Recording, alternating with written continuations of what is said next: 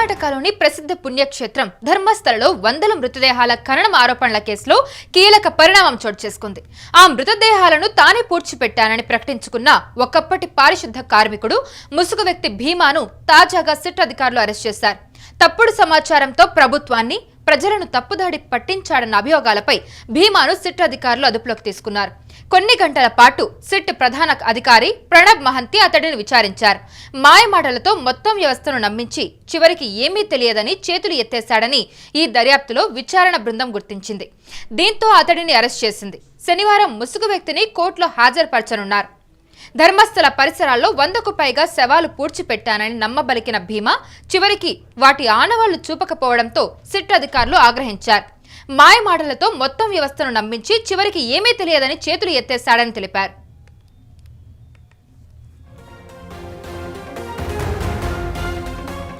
ఇటీవల ధర్మస్థల వ్యవహారం జాతీయ స్థాయిలో దుమారం రేపింది. ఆ ప్రాంతంలో వందలాది మంది మృతదేహాలను తాను పూడ్చిపెట్టానని మాజీ పారిశుద్ధ కార్మికుడు భీమా ఆరోపణలు చేశాడు. అందులో ఎక్కువగా అత్యాచారం, హత్యలకు గురైన మహిళలవే ఉన్నట్టు తెలిపాడు. దీంతో రంగంలోకి దిగిన సిట్ అధికారులు తవ్వకాలు ప్రారంభించారు. కానీ మృతదేహాలకు సంబంధించి ఎలాంటి ఆధారాలు లభించలేదు. ఇదిలా ఉండగా తాజాగా మరో మహిళ సంచలన విషయాన్ని బయటపెట్టారు. ధర్మస్థల వెళ్లిన తన కుమార్తె అదృశ్యమైందంటూ గతంలో తాను చెప్పినవన్నీ కట్టుకదలేనని అన్నారు. ధర్మస్థల అంశం ఇటీవల తెరపైకి రావడంతో తన కుమార్తె మిస్సింగ్ కేసును దర్యాప్తు చేయాలని కోరుతూ సుజాత భట్ అనే మహిళ దక్షిణ కన్నడ పోలీసులకు ఫిర్యాదు చేశారు. 2003లో స్నేహితులతో కలిసి ధర్మస్థలకు వెళ్లిన తన కుమార్తె అనన్య భట్ కనిపించకుండా పోయిందని ఆమె తెలిపారు. అప్పట్లో ఫిర్యాదు చేస్తే పోలీసులు పట్టించుకోలేదని, తనను బెదిరించి పంపించారని ఇటీవలే ఆవేదన వ్యక్తం చేశారు. దీంతో పోలీసులు కేసు నమోదు చేసి ధర్మస్థల కేసుతో పాటుగానే దర్యాప్తు చేపట్టారు. అయితే ఈ క్రమంలోనే ఆమె ఒక బిగ్ ట్విస్ట్ ఇచ్చింది. తాను చెప్పిందంతా కట్టుకథలేనంటూ వెల్లడించింది. అనన్య భట్ పేరుతో తనకు కుమార్తె లేదని, ఆ ఫోటోలు కూడా సృష్టించినవేనన్నారు. అయితే ఈ కేసుతో సంబంధం ఉన్న 2 ప్రముఖులు తనతో ఈ అబద్ధం చెప్పించారని ఆమె పేర్కొనడం జరిగింది. అయితే ఈ కట్టుకథ చెప్పడానికి గల కారణాన్ని కూడా సుజాత వివరించారు. ఈ పని చేసేందుకు తాను ఎలాంటి డబ్బులు తీసుకోలేదని చెప్పారు.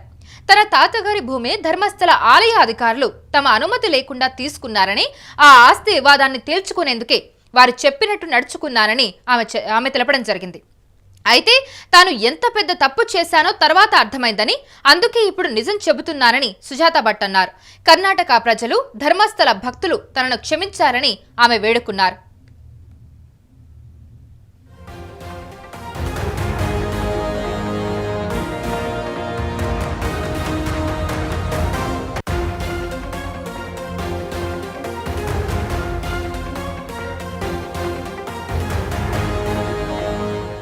మనందరికీ తెలిసిందే, ధర్మస్థల కేసు గురించి మనం విన్నప్పటి నుంచి కూడా ఒక వణుకు పుట్టింది ప్రతి ఒక్కళ్ళలోనూ. అసలు ఏంటి వందల సంఖ్యలో మృతదేహాలను పూడ్చిపెట్టడం ఏంటి, అత్యాచారాలు ఉండడం ఏంటి, హత్య చేసి ఆ మహిళల శవాల్ని పాతి పెట్టడం ఏంటి అనేది ప్రతి ఒక్కళ్ళు కూడా ఒక క్వశ్చన్ లేవనెత్తారు.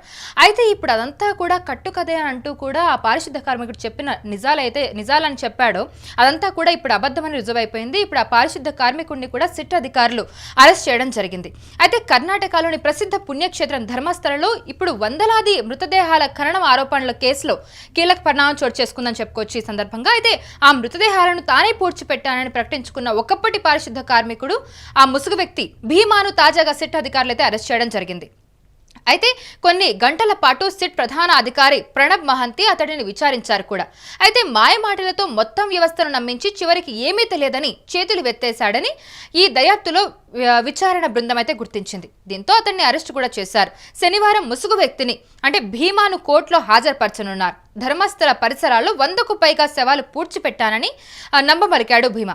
అయితే చివరికి వాటి ఆనవాళ్లు కూడా చూపించకపోవడంతో సిట్ అధికారులు ఆగ్రహించారు. అయితే మాయమాటలతో మొత్తం వ్యవస్థను నమ్మించి చివరికి ఏమీ తెలియదని చేతులు ఎత్తేశాడని తెలిపారు. అయితే ఇటీవల ధర్మస్థల వ్యవహారం జాతీయ స్థాయిలో దుమారం రేపింది. ఆ ప్రాంతంలో వందలాది మంది మృతదేహాలను తాను పూడ్చిపెట్టానని మాజీ పారిశుద్ధ కార్మికుడు భీమా ఆరోపణలు చేశాడు. అందులో ఎక్కువగా అత్యాచారం, అలాగే హత్యలకు గురైన మహిళలవే ఉన్నట్టు తెలిపాడు. దీంతో రంగంలోకి దిగిన సిట్ అధికారులు తవ్వకాలు ప్రారంభించారు. కానీ మృతదేహాలకు సంబంధించి ఎలాంటి ఆధారాలు లభించలేదు.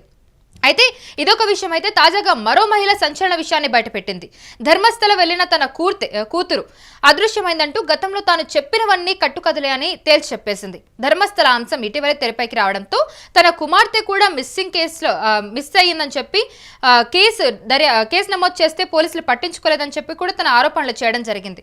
తర్వాత ధర్మస్థల కేసుతోనే సమానంగానే ఇప్పుడు ఆ కేసుని కూడా టేకప్ చేసిన పోలీసులు విచారణ చేపడితే మొత్తానికి తను చెప్పింది కూడా కట్టుకథే అని మొత్తానికి తేలిపోయింది.